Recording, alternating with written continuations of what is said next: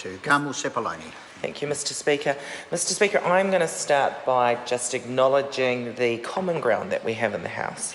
And I acknowledge that that side of the House and this side of the House recognise we have a problem with respect to too many children living in poverty in New Zealand.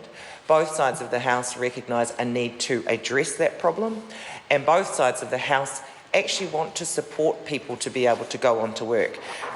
But there are differences in those common themes, Mr Speaker. Whilst we recognise that we have a problem with poverty, what we on this side of the House is recognise that actually there are 305,000 children living in poverty in this country, and that's based on the household income measure that the government chooses not to use. Instead, what we have is a government that has selected a measure that would give them a figure of 60,000 to 100,000 children living in poverty, and I think it is shameful that the government would understate the issue that we have here with children living in poverty, Mr Speaker. They based the package that they've provided through this budget on that lower figure rather than using the household income, which gives us a clear indication that we have about 305,000 children living in poverty, Mr Speaker, and we need to acknowledge that in the House. Mr Speaker, Antoli, the Minister of Social Development, have said that they are attempting to address the issue of child poverty here in New Zealand. Well, actually, this bill is not money that goes directly to children. Let's acknowledge that these children don't go out and work for themselves. They belong to families, they have caregivers, they have parents who are looking after them, and this bill is about those parents that are looking after them. We need to acknowledge that, because actually if we don't support those people who are looking after the children, then there's no way we can address the children living in hardship issue, Mr Speaker, because they live within families. We support the idea of people needing to go out into work. We've always done that. Labor lifted the number of people that were in employment over the 9 years that we were in government from 1999 to 2008. Under Labor, the unemployment rate dropped to all-time records, Mr Speaker. But what we have an issue with is the way in which the government is attempting to push people out into work. It's a method that is based on stigma, that judges these parents, and also that doesn't take seriously their roles and responsibilities as parents as well, Mr Speaker. So we're disappointed there.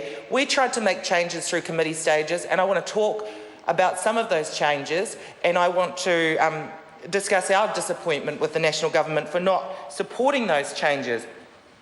We talked about the need to actually define suitable work. So when we're saying that these parents need to go out into work when their youngest child turns 3, we need to say what is suitable work for that parent and for that child. And actually, the definition for suitable work should be based around work that works for children.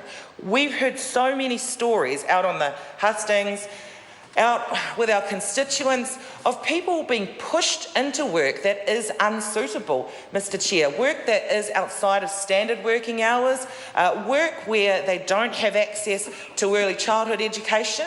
We've had it raised time and time again this year through the media and through reports that access to early childhood education is still an issue. Access to quality early childhood education is even more of an issue. So we wanted to include in this bill a section that actually stipulated that it had to be suitable work for children, and we wanted that defined. And that part of that would have been ensuring that those parents had access to quality ECE before they would have the expectation on them to go out into work. I don't think that's unreasonable. I don't think that's unreasonable, because what we don't want as a society is our kids being left in dangerous circumstances because they don't have access to quality care, Mr Speaker. One of the other changes that we tried to make, because of the fact that we value the importance of upskilling and training these sole parents as well, is that we actually tried to include study alongside part-time work obligations as another option. And the reason we tried to include that is that it's all good saying that these parents need to go out into work.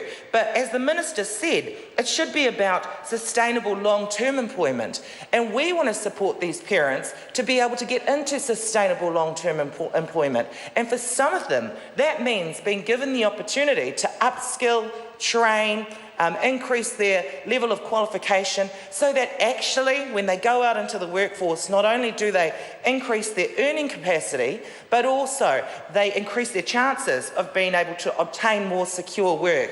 That's important for them, and that's also important for their children. So much of the evidence that we've seen shows that actually when you impose these types of work obligations, what ends up happening is that these parents end up taking up minimum wage jobs and in some instances end up worse off employed than what they were on welfare in the first place. And we saw that in UK and US studies. And yet the government ignored that evidence and just continues to push sole parents out into the lowest paid jobs. And at the end of the day, actually, that's not long-term and sustainable for them and their families. Mr. Speaker, that study component that we tried to add is not only important in terms of the parents' ability to provide long-term, but also just the research around the importance of role modelling education to children. When children, particularly when their mothers achieve academically, all the research shows that that has a huge impact on the academic achievements of their children. So it's disappointing because so many times we've heard from the national government that they are aspirational for New Zealanders. Well, actually, Mr. Speaker, they are not aspirational for the New Zealanders that we're talking about here today. They're not aspirational for the parents of the children living in hardship that we're talking about here today. And so really this bill, unfortunately, is going to do very little to change the circumstances of these families. And as I said, Mr. Speaker, that's disappointing. There are so many things that have been done in this bill or implemented through this bill that actually there's no evidence to support. I asked MSD through written questions, what evidence do you have to support the recommendation that a parent go back to work when their youngest turns 3 rather than 5? And the response I got was abysmal. The response was MSD has no evidence to support that recommendation that it go from 5 to 3. That's disgusting that you would force a parent to go back to work based on some ideological belief rather than any evidence. Mr. Speaker. And that side of the House, and some submitters made the point that actually many parents do go back to work when their children turn 3, and that's good. But actually, everyone's circumstances are different, and this change in legislation doesn't take that into account. The other issue that we had with the bill was that there was an expectation that the work obligations would increase from 15 hours a week to 20 hours a week. And the reason that we said, hang on a second, that's not going to work, is actually these parents only have access to 20 hours free a week, and it doesn't take into consideration the travel time that it would take to get those children to ECE, then to go to work and then come back and get them. Now that side says, well actually they'll have access to childcare subsidy, but as we've seen this year through other PQs I've put through, very few parents who are off benefit are actually accessing the childcare subsidy. Mr. Speaker, we are supporting this bill. The only reason we're supporting this bill is because it puts a little bit more money into the pockets of some of our poorest families. But Mr. Speaker, it's not enough money. It is $25 per family. There are issues with that because it's not per child, so the bigger your family, the more disadvantaged you are.